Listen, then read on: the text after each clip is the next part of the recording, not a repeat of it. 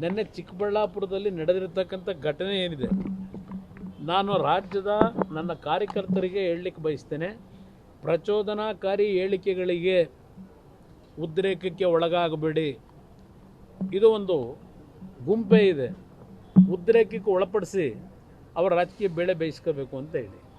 ನನ್ನ ಬಗ್ಗೆ ಟೀಕೆ ಇವತ್ತು ಹೊಸದಾಗಿ ಬಂದಿಲ್ಲ.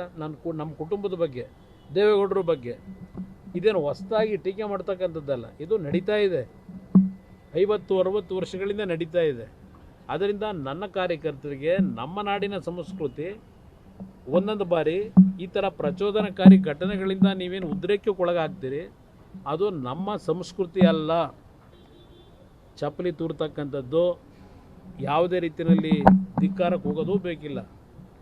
ಜನ ತೀರ್ಮಾನ ಮಾಡ್ತಾರೆ. ದಯವಿಟ್ಟು ಯಾವುದೇ ಕಾರಣಕ್ಕೂ ಇಂಥ ಪ್ರಚೋದನಕಾರಿ ವಿಷಯಗಳು ಬಂದಾಗ ನೀವು ಉದ್ರೇಕದಲ್ಲಿ ಯಾವುದೇ ರೀತಿಯಲ್ಲಿ ಸಮಾಜದಲ್ಲಿ ಒಂದು ಅಶಾಂತಿಯ ವಾತಾವರಣಕ್ಕೆ ಅವಕಾಶ ಕೊಡಬೇಡಿ. ಅದು ಏನೋ ನಿನ್ನೆ ನಡೆದಂಥ ಘಟನೆ ಏನಿದೆ, ನನ್ನ ಕಾರ್ಯಕರ್ತರಿಗೆ ಮತ್ತೊಮ್ಮೆ ಮನವಿ ಮಾಡೋದು ನಮ್ಮ ಮಾಧ್ಯಮದ ಮುಖಾಂತರ, ಇಂಥ ಒಂದು ಸಂದರ್ಭಗಳಲ್ಲಿ ನೀವು ಸ್ವಲ್ಪ ಮಾನಸಿಕವಾಗಿ ಒಂದು ಒಳ್ಳೆಯ ರೀತಿಯಲ್ಲಿ, ಶಾಂತ ರೀತಿಯಲ್ಲಿ, ಸಮಚಿತ್ತ ಭಾವದಿಂದ ಇವತ್ತು ತಾವು ಇಂಥ ವಿಷಯಗಳ ಸಂದರ್ಭದಲ್ಲಿ ನಿಮ್ಮ ನಡವಳಿಕೆ ಇರಬೇಕು ಅಂತಕ್ಕಂಥದ್ದನ್ನು ನಾನು ಎಲ್ಲ ಕಾರ್ಯಕರ್ತರಿಗೆ ಮನವಿ ಮಾಡ್ತೀನಿ.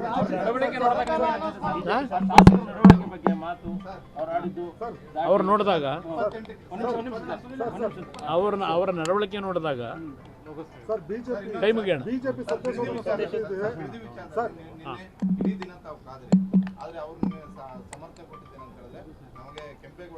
ನಾವು ಇನ್ನೂ ಕಾಯ್ತೀನಿ. ಈಗ ಇಲ್ಲಿವರೆಗೆ ಒಂದು ನಿಮಿಷ 2 ಪತ್ರ ಬರೆದಿದ್ದಾರೆ. 2 ಪತ್ರದ ಮುಖಾಂತರವೇ ಅವ್ರು ಕೊಟ್ಟಂಥ ಆಹ್ವಾನಕ್ಕೆ ನಾನು ಉತ್ತರ ಕೊಟ್ಟಿದ್ದೇನೆ. ನಾನು ಪತ್ರ ಬರೆದಕ್ಕೆ ಅವರಿಂದ ಉತ್ತರ ಇಲ್ಲಿವರೆಗೆ ಬಂದಿಲ್ಲ. ಬಂದು ಅವರೇನಾದರೂ ಜನಗಳ ಮಧ್ಯಕ್ಕೆ ಬಂದು ರೈತರ ಜೊತೆಲಿ ಕೂತು ಚರ್ಚೆ ಮಾಡೋದಾದರೆ ನಂದೇನು ಅಬ್ಜೆಕ್ಷನ್ ಇಲ್ಲ, ನಾನು ಬರಲಿಕ್ಕೆ ತಯಾರಾಗಿದ್ದೀನಿ ರೈತರ ಜೊತೆ. ಆದರೆ ನೆನ್ನೆ ದಿನ ಯಾವ ರೀತಿ ಘಟನೆ ನಡೆದಿದೆಯಲ್ಲ, ಘಟನೆ ನಮಗೆ ರೆಡ್ ಕೆಂಪು ಔಟ, ಆ ರೆಡ್ ಝೋನ್ ಅಂದರೆ ಕಬ್ಬ ಅಲ್ಲಿ ಬಂದಂಥವ್ರಿಗೆ ಅವ್ರಿಗೆ ನಾನು ಇರಲ್ಲ. ಅದಕ್ಕೆಂದ್ರೆ ಕೆಲವು ಟೈಲ್ ಹೇಳ್ತಾ ಇದ್ರು, ಎಲ್ಲ ಬಂದರು, ನಾವು ಕೂಲಿ ಕೆಲಸ ಮಾಡೋರು, ನಮ್ಗೆ ಯಾವುದು ಭೂಮಿ ಇಲ್ಲ, ಏನೋ ದುಡ್ಡು ಕೊಡ್ತೀವಿ ಅಂದರು ಬಂದಿದ್ದೀವಿ, ಊಟ ಹಾಕ್ತೀವಿ ಅಂದರು ಬಂದಿದ್ದೀವಿ ಅಂತ ಪಾಪ ಹೆಣ್ಮಕ್ಳು ಹೇಳ್ತಾ ಇದ್ರು. ಆ ಕೂಲಿ ಕೆಲಸ ಮಾಡೋರನ್ನೆಲ್ಲ ಕರ್ಕೊಂಬಂದಲ್ಲಿ ಧಿಕ್ಕಾರ ಕೂಗ್ಸೋದು. ಅದಕ್ಕೆ ಪಾಪ ಬಂದವ್ರಿಗೆ ಭಾಳ ಜನಕ್ಕೆ ವಿಷಯವೇ ಗೊತ್ತಿಲ್ಲ. ನಾನು ನನಗೆ ಆಹ್ವಾನ ಕೊಟ್ಟರೆ, ಅಲ್ಲಿ ರೈತರ ಸಮ್ಮುಖದಲ್ಲಿ ಆಹ್ವಾನ ಕೊಟ್ಟರೆ, ಯಾರು ನಿಜವಾದ ರೈತರು ಖಾತೆ ಹೋಲ್ಡರ್ಸ್ ಇದ್ದಾರೆ ಅಲ್ಲಿ ಕೂತ್ಕೊಂಡು ಚರ್ಚೆ ಮಾಡೋದಕ್ಕೆ ಈಗಲೂ ಕರೆದ್ರೆ ಅವ್ರು ಯಾವಾಗ ಕರೆದ್ರು ಅಲ್ಲಿಗೆ ಬರ್ಲಿಕ್ಕೆ ತಯಾರಿದೆ.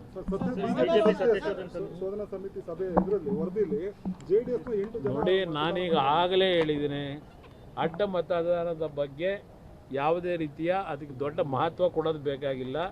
ಅದನ್ನು ಅಲ್ಲಿಗೆ ಕೈ ಬಿಡಿ ಅಂತೇಳಿ ನಾನು ಮಾರನೇ ದಿವಸಲೇ ಹೇಳಿದ್ದೇನೆ.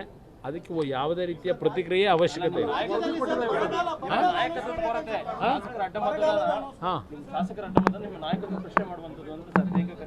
ಯಾರು ಹೇಳೋದು?